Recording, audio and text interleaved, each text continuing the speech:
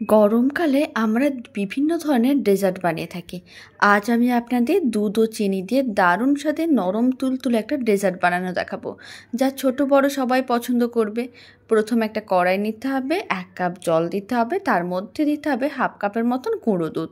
খুব ভালো করে মিশিয়ে নিতে হবে। এবার 50 গ্রামের মতন দিয়ে দিলাম চিনি, আর আমি দিয়ে দিলাম 3 চামচের মতন কর্নফ্লাওয়ার। সমস্ত কিছু আবারও খুব ভালো করে মিশিয়ে নিতে হবে, যাতে কর্নফ্লাওয়ার বা গুঁড়ো দুধ দলা না পাকিয়ে যায়।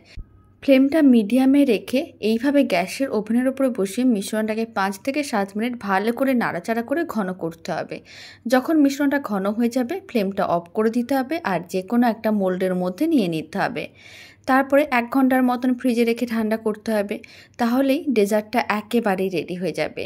সাইডগুলোকে এইভাবে আলাদা করে নিলাম, তারপর কিন্তু একটু ট্যাপ করে নিতে হবে। আর যেহেতু বাটার পেপার দেওয়া আছে, তাই খুব সহজেই ডিমোল্ড হয়ে যাবে। ওপরে অল্প একটু পেস্তার গুঁড়ো ছড়িয়ে দিতে হবে। এতে ডেজার্টটা দেখতে অনেক বেশি ভালো লাগবে। অনেক বেশি নরম তুলতুলে আর জেলির মতন হয় এই ডেজার্ট।